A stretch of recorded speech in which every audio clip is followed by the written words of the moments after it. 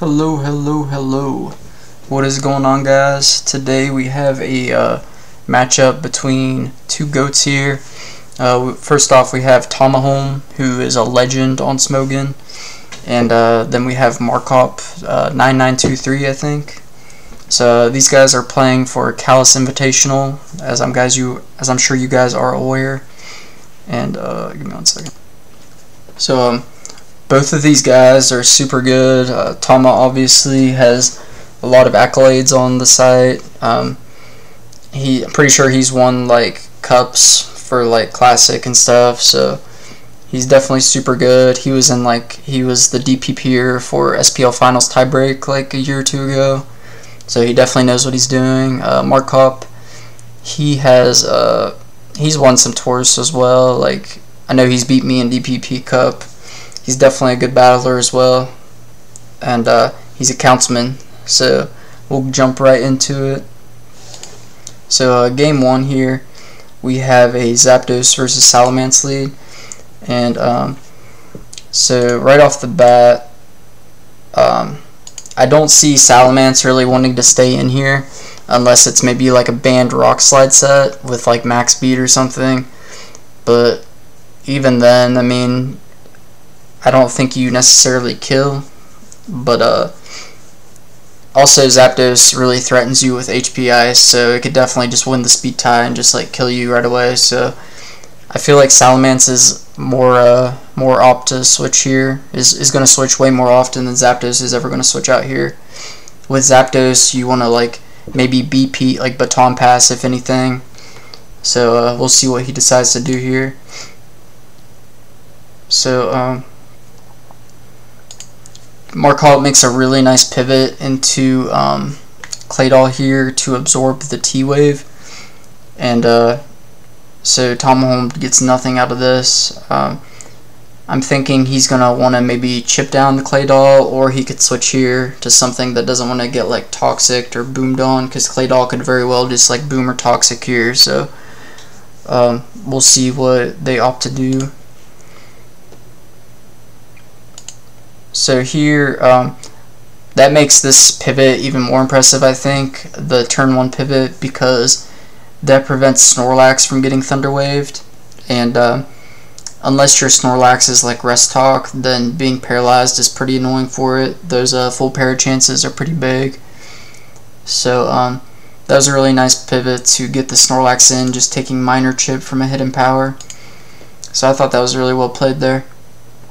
And Zapdos is not going to be doing much at all in return. Like, Snorlax is a super big threat to special attackers. So this kind of surprised me that Tama just opted to stay in and Thunderbolt for a little bit of chip, because now Snorlax is going to be able to curse up, and it's going to be a super huge threat now. Like, Body Slam is going to be doing 1,000,000 to Zapdos, and yeah, so here is a really crazy play here. Zapdos opts to Baton Pass and go hard Gengar, expecting maybe Body Slam or Explosion or something. But however, Gilbert Arenas immediately goes for the Shadow Ball. I don't even know how he knew that that was coming. I mean, I have seen a lot of Zapdos, Gengar type teams this tour, so I guess it was kind of like an option that Tamahome could go to.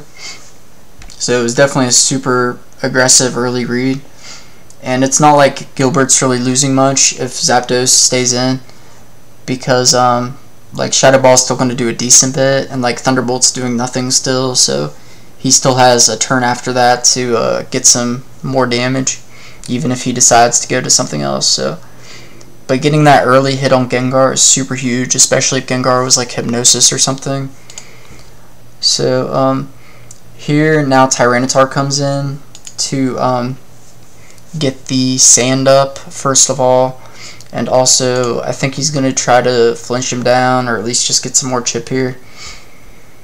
So he does get 1 flinch, and he's going to go for it again, just get some more chip. Earthquake doesn't quite kill, but Tyranitar is like pretty much useless now. So Gilbert makes a play to save his Snorlax, because Snorlax still has 33%. It can still like tank a Zapdos T-Bolt or something and like boom. So it's still a nice read to get his Claydol in for minimal damage and save his Snorlax there. So Tamahome makes an amazing play here and stays in, and he just rock slides on the double switch. I guess Tamahome thought that Claydol wouldn't want to stay in and just like EQ the Zapdos or something, or like, you know, Claydol's not very much of a mon you get in to like actually do damage. I mean, it can do some damage, but Tamahome read that really nicely, that he wanted to press his advantage with something else. So he attacks into the Ments there, which reveals the lefties. So he's going to switch out and save his Tar here. Zapdos is going to take nothing from Dragon Claw, which I feel like it's probably a special defensive set, maybe. Especially since it's running Thunder Wave. So he makes a nice read and hidden powers the Claydol there.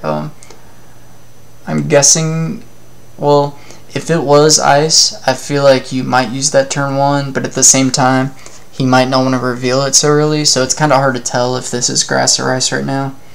But I'm kind of leaning towards more Grass.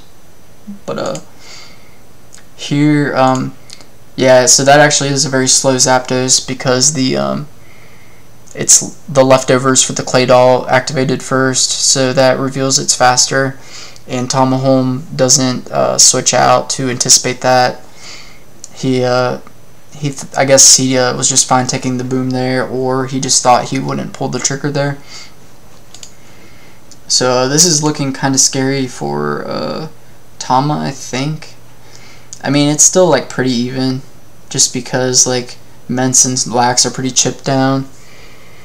So I'm thinking, I mean, like, I've already watched these, but a lot of people are using like Dugtrio, Suicune, and like Jirachi with this type of team. So I feel like Marcop really knows that already by now, so that's kind of helping him right now. So here we have the Metagross and the Cocoon on the double downs. So these were both good double downs, I think. I mean, Metagross obviously just destroys Tar. It can threaten to blow up on Suicune. It can tank an Earthquake, I'm pretty sure, from Dugtrio. It can, you know, do pretty well versus Jirachi as well with Earthquake. So I thought it was fine. And Tamahome's just going to opt to sack his Tar here so that he can chip this down with an Earthquake. Oh, it actually does kill it, so I'm thinking that was not a very bulky Metagross, and perhaps, well, we're not sure if this is adamant yet, but I feel like this is just a really offensive Metagross.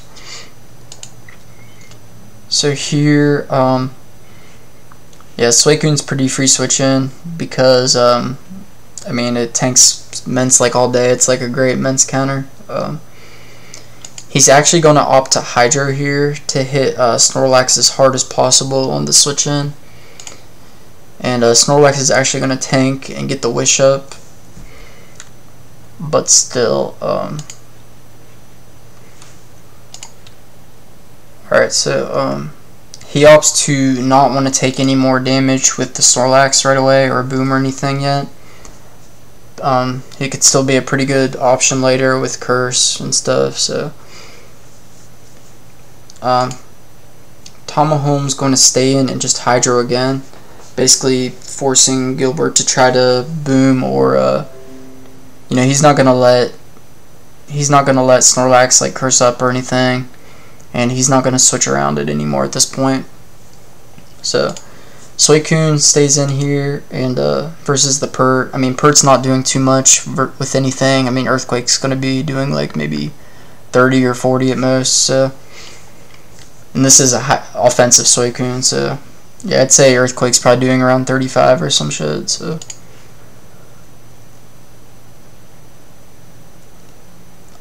so that was a really nice HP Grass there to chip the Pert down, and it reveals to be Subsalic. So that means it's going to have, I thought it would have Endeavor, but maybe he anticipated an Endeavor switch and just hydroed. But Ice Beam's going to finish off the pert risk-free without having to hydro. He's going to hydro again here. He's going to curse up. So Snorlax is barely going to tank. And it's going to be able to get off an Earthquake. But at this point, Suicune's going to just absolutely eviscerate Tar with a Hydro Pump. And even though Suicune's going to die now, it looks like Tamahome's Dugtrio is faster, so it's Jolly, most likely. So Tamahome really brings that one back, I felt like. I thought that was looking pretty grim after the Snorlax blew up, or Shadow Balled the Gengar there. That was like a really crazy play. But he plays around it super well, and is able to get a couple nice picks off with Dugtrio versus like the Metagross and the Tar. So well played to him, game 1. And Tamahome actually, like last week, he was down 1 game and then ended up winning the next 2. So that's why he's in the winner's bracket right now, and Marcop obviously in the winner's bracket too. So alright, so here we have game 2. And we're going to have a Skarm versus a Tyranitar lead. And, oh, hold up.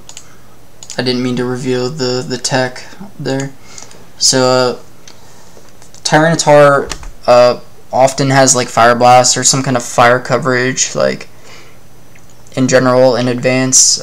They usually, or oftentimes they use, like, a set with, like, Crunch, Pursuit, Flamethrower, or, like, Fire Blast, and, like, maybe Ice, Grass, or Roar, or something like that, or even like Brick Break as a mixed option to hit like Bliss and other Tar. But we're gonna see Dragon Dance lead here, and he opts to use that first just to hit Skarmory as hard as possible. And he knows that Tamahome's not just going to Roar or whatever into Fire move, so if anything, Tamahome's gonna spike up first.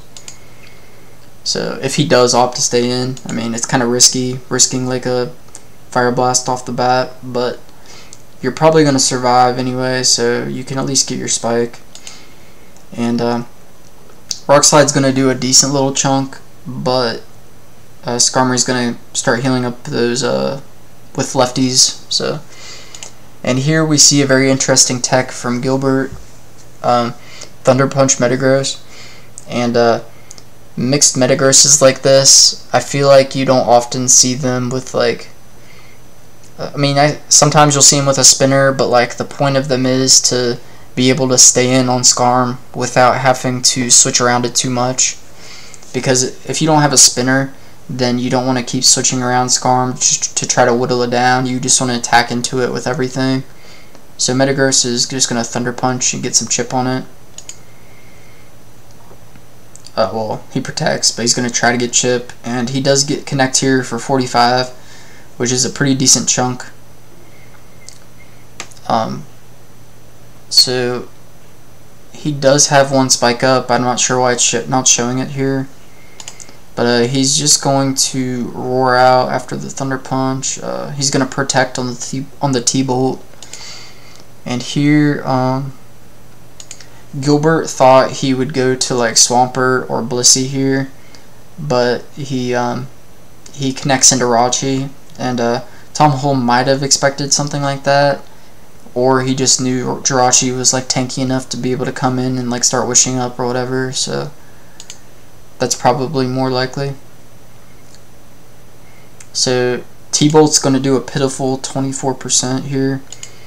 And Tamahome's going to start throwing out body slams to try to paralyze the Zapdos. And I'm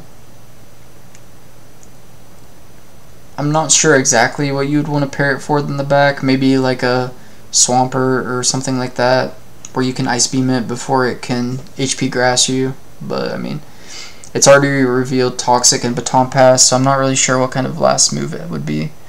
I feel like it has to be some kind of hidden power though, right?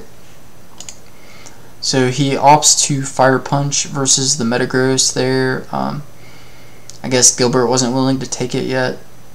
Willing to take Chip on Metagross yet. So I guess he switched it in initially just to like switch it out and scout to see its moveset.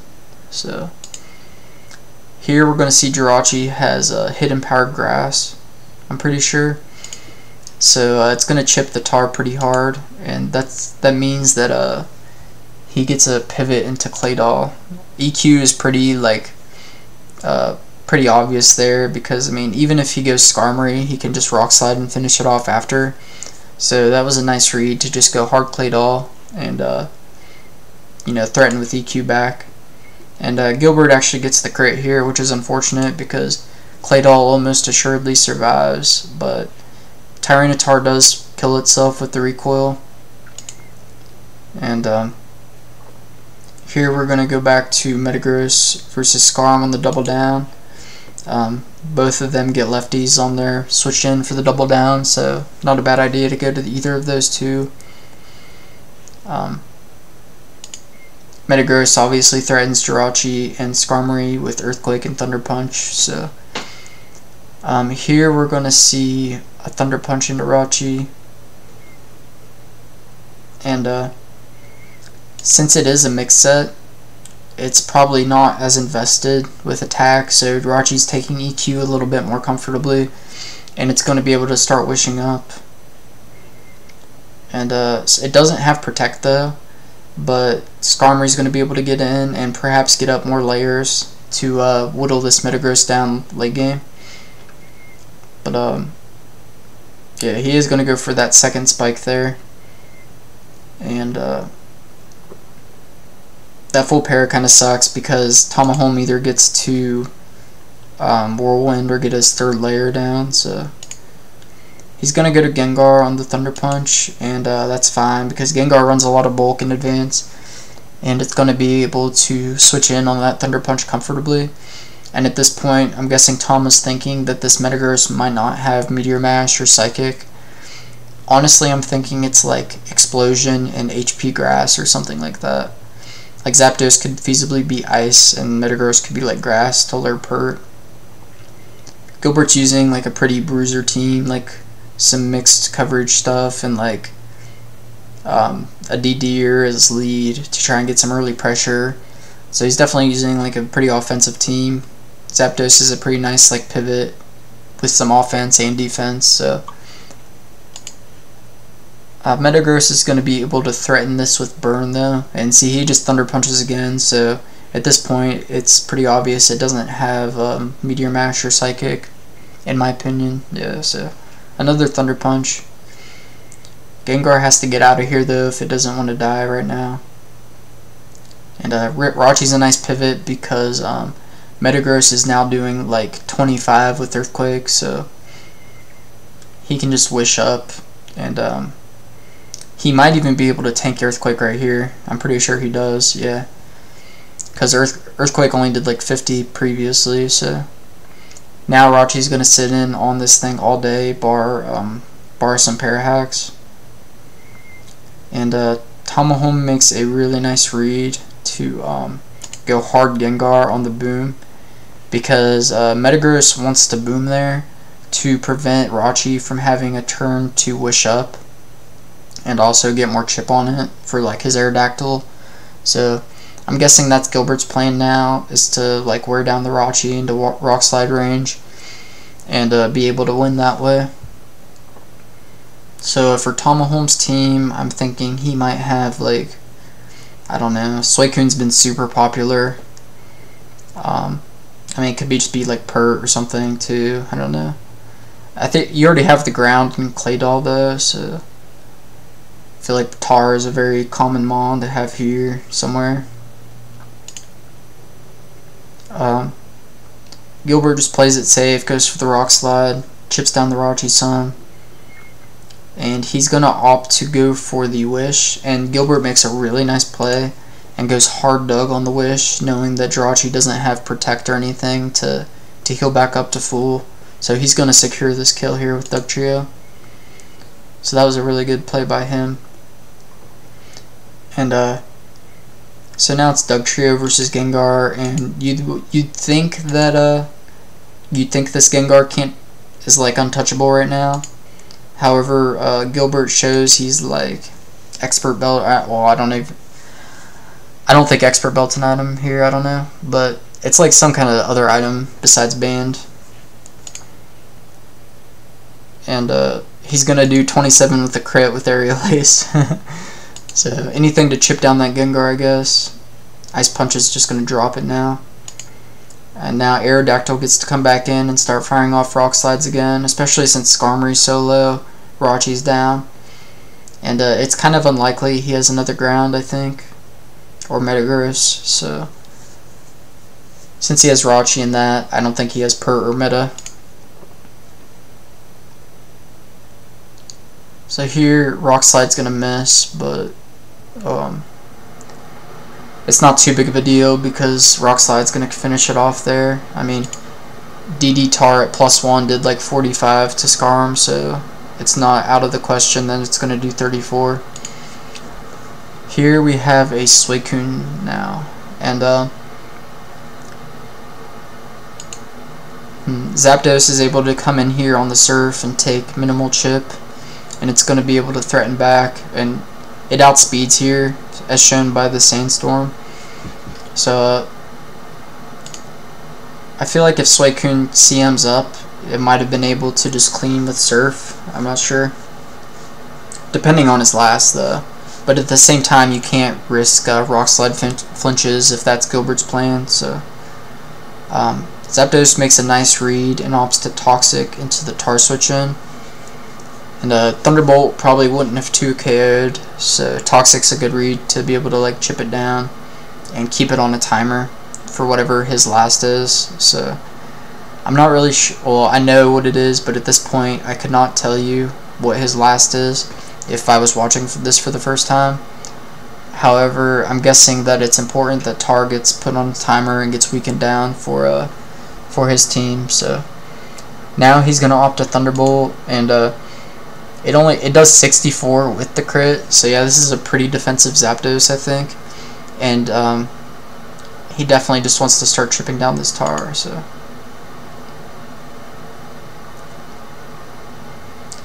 here we have Aerodactyl coming back in to because he doesn't want to let in Gengar, and he can also flinch the Suicune or just put damage on it for whatever his last is. So he's gonna Rock Slide again. He doesn't get the flinch, so now it's up to his last, which is Jirachi. So it's pretty obvious it's like a Calm Mind Jirachi. You know, it's a pretty offensive team. So this Rachi really needed Tar out of the way to you know, start to put in work. So, and it needed more chip on Suicune, I think. So now Gilbert's just gonna Calm Mind up and force this Coon to try to pull off some kind of miracle with a crit or something. Because at this point, if he like rests up or something, then he's not gonna be able to Calm Mind or like out damage this Rachi. So, and even at this point, at neutral stats, Surf isn't even breaking the Rachi's sub, which is kind of wild. Pretty strong Jirachi.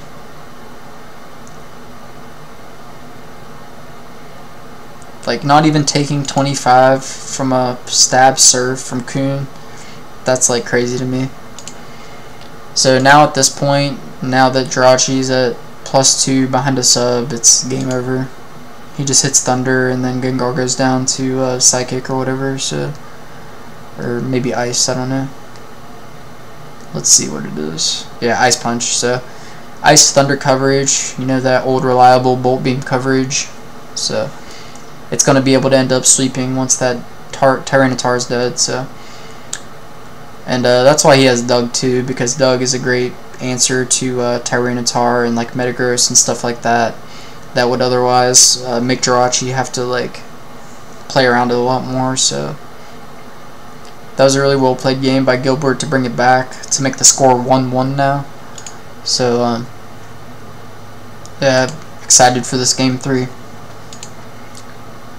So here we're gonna see yet another Skarmory lead from Tama. Let's see, he had Zapdos lead turn 1 or game 1.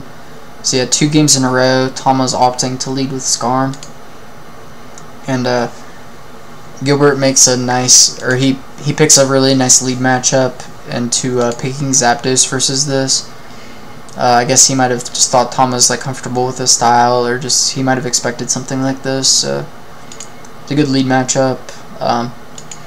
So Tama's gonna opt to stay in because like this Skarmory must be like max Spadef to be able to only take 70 from a Thunderbolt, or maybe this Zap is kind of bulky too, or like a lot of people will just like baton pass out versus a Skarmory or something because like a lot of people would never stay in with the Skarm, but Tamahome knows he can tank, I'm guessing, and he can also get up at least a layer. So it was a fine read to be able to get up at least a layer, I think. I mean, depending on how useful Skarm is later, you know, it might come back to bite him. Especially, he has Blissey is a really good switch in, like all day, besides taking Toxic, but it can definitely wear down the Toxic PP throughout the game. So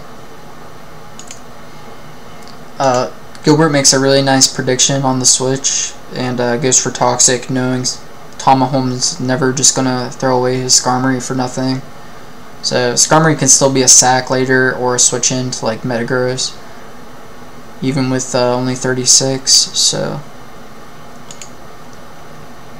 pretty nice play there. He's gonna opt to Thunderbolt just to keep him honest and make sure he doesn't switch back out to something else, and also just wear down this Bliss more and keep it on this timer with Toxic.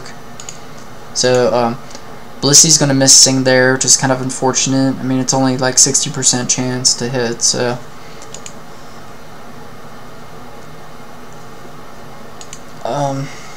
let's see.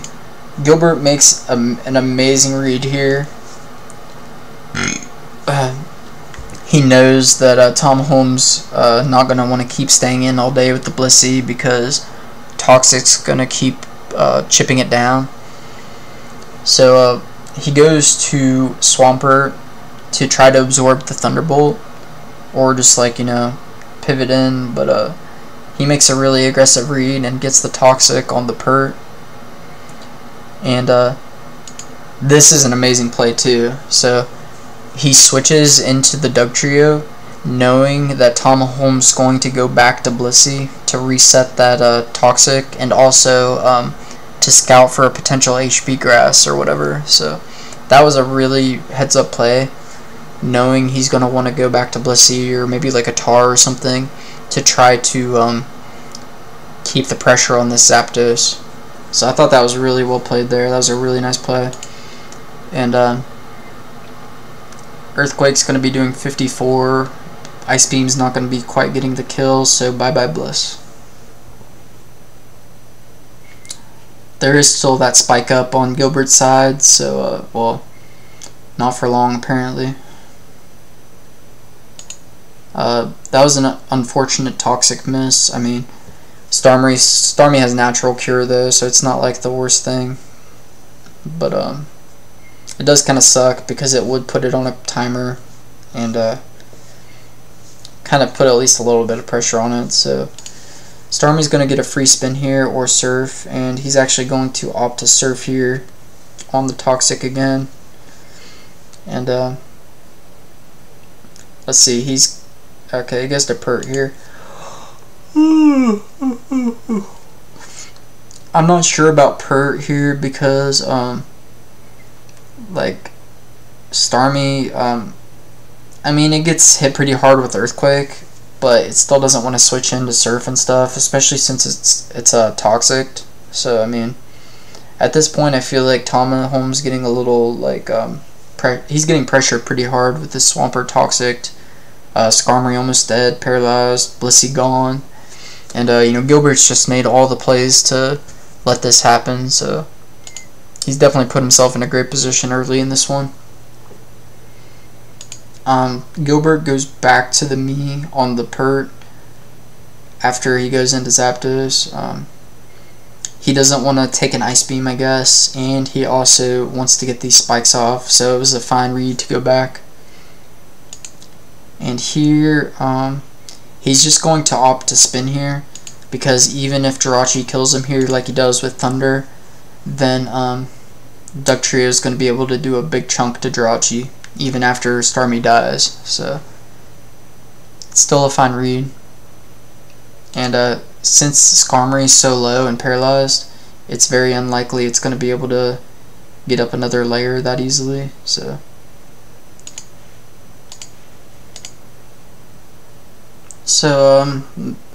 Gilbert's going to send out his Metagross. It's going to be able to threaten Jirachi for the kill, and it's also going to be able to try to force in this Skarm or Pert to try to whittle it down further, since Pert's on a timer right now with Toxic up, so Metagross is fine here.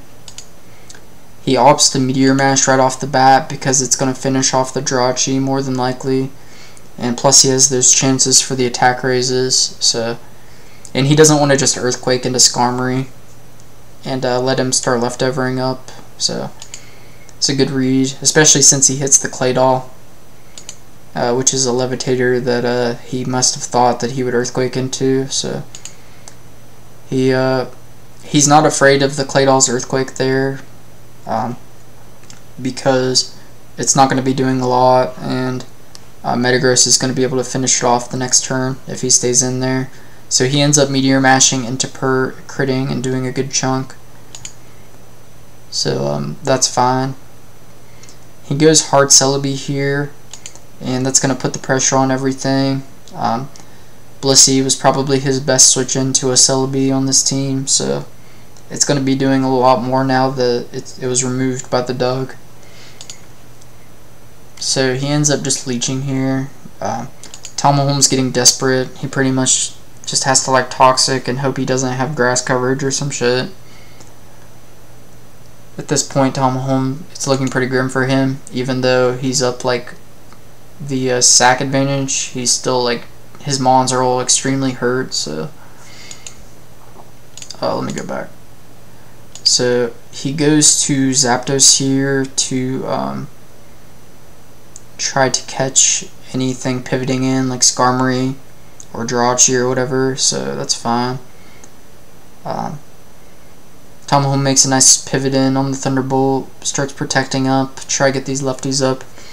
However, since he's refreshed Toxic Protect, he only has Surf as coverage, so Metagross can even just stay in and start Earthquaking here, which is what Marcop's going to do.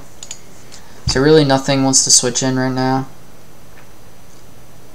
Skarmory's going to come in for minimal leftovers recovery, but I'm not sure about this play, Toxic here, because I mean it's kind of obvious Gilbert doesn't want to like keep letting Skarmory start protecting and like healing up with lefties. He's just gonna like try to attack, maybe get an attack raise, try to finish off the Skarm as quickly as possible. He doesn't want to get into the game of going back to Zapdos and trying to attack into Pert or Claydol. Currently Metagross is his best threat versus like everything, and his best way to get offensive pressure, I think. So Meteor's going to connect for 21. He's going to get the attack raise, but he didn't really need it to get the kill on Skarmory the next turn if he hits, but he misses. So he roars out into Zapdos, and he, knowing that Tamahome's just going to go right to Pert versus the Zap, he goes right back into Metagross to try and pressure again. So that was a really good double by him, keeping up the pressure with Metagross at all times versus this Pert, Skarm, Claydol, Jirachi.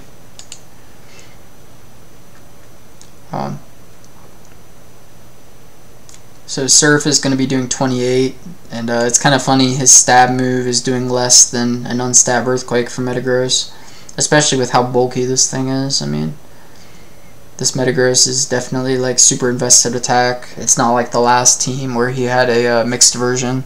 So I don't think it's going to be a mixed version because he would have used like HP Fire on Skarm already. Plus he has Starmie to spin away spikes, so hitting Skarmory with like an HP Fire isn't as important, in my opinion. since you have more longevity versus it. Here, he ends up going hard into Salamence, and Skarmory's going to Toxic here to try to put this thing on a timer. He can't really switch into this Salamence anymore anyway. I mean, if it was a mixed set, then Swampert would just die to HP Grass. Swampert can't even do much in return, even to a DD set. I mean, it has to pray that it can like protect it out with Toxic on it. So, but he actually is going to switch to Pert here to try to do that, and then Gilbert reveals the Refresh, which we've already seen Refresh in this tour, and it's a really good set apparently because it just shits on this Swampert all day. It doesn't care about status like from Jirachi, and it's able to DD up safely versus stuff like that. So now that it's at +2 and everything's looking weakened, it's almost assuredly going to sleep. So, and it shows the HP flying there to take down that Claydol. Brick Break's just going to absolutely massacre the Skarmory at 40 at +2.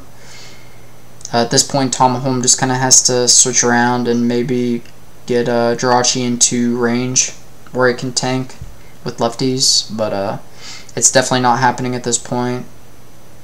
Mence can just keep DDing up and refreshing, so I mean, here Pert's going to go down, and Jirachi at 43%, there's no way it's going to tank. And whatever Tamahome's last is, it's not going to be able to beat it because he just forfeits. So I thought that was a really good series, really good way for Gilbert to bounce back after losing game 1. And I thought these guys both brought some cool teams. I thought they both played really well. They played smart, but Gilbert was making some aggressive reads early game, and it paid off for him. I mean, just throughout the game, he was making really good reads. And I felt like Tamahome was just behind in some of these. I mean, even in this game, even in game 1, it kind of felt like Gilbert had the upper hand, but Dugtrio was able to clean up versus like his last with no Earthquake resist after the Mence and Claydol went down. So I thought that was a really good series.